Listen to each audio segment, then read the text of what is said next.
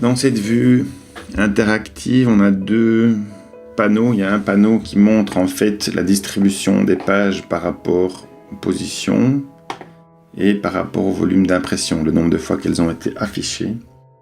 Et la densité est marquée par rapport au PageRank des pages. Donc pour voir si le PageRank qui est calculé a une influence sur le classement des pages.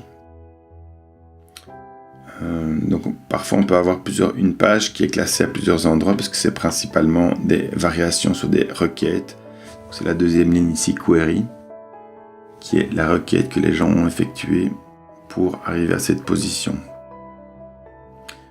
Et sur la droite, en fait, on a une structure avec l'URL donnée, le sujet de la page, la réputation des liens, la perception et les requêtes que Google associe à la page. Donc le principe est assez simple, puisque je peux très bien dire, tiens, donne-moi où se trouve cette URL, et j'ai toutes les requêtes pour lesquelles cette URL est positionnée.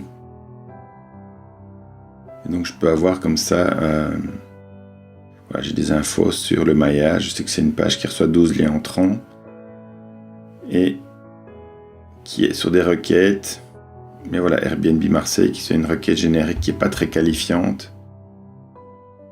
Mais voilà, on sait qu'on a toute une série de variantes de requêtes sur laquelle la page peut être classée. Ici, la ligne verte, c'est le top 10.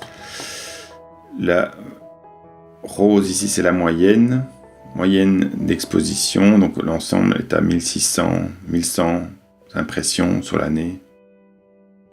Donc voilà, l'intérêt, donc, c'est vraiment de pouvoir étudier le corpus des pages. En gros, je dirais, en théorie, il y a deux zones. Il y a la zone qui est ici au-dessus. Mettons, où on pourrait mettre une ligne, mettons, au-dessus de 100 recherches sur l'année, qui sont en gros tous les candidats qui vont générer le trafic.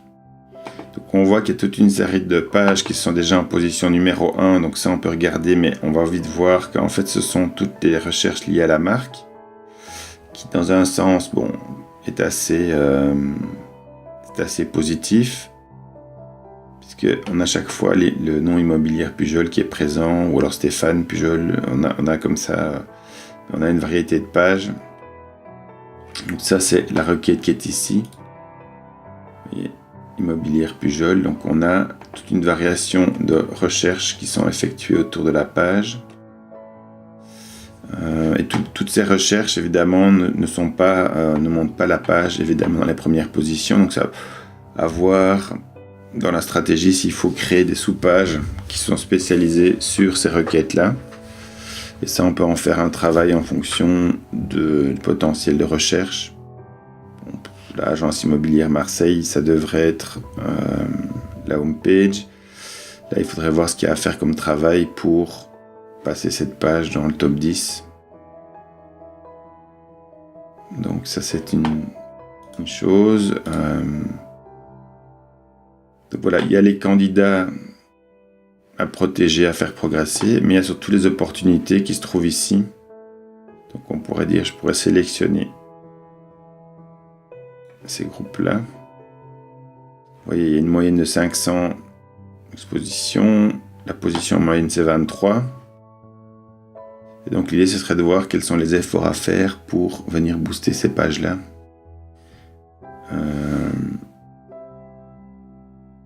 Voilà, en privilégiant évidemment blog immobilier. Là, la position est 11, donc c'est un peu dommage de ne pas pouvoir la passer directement ici dans le top 10.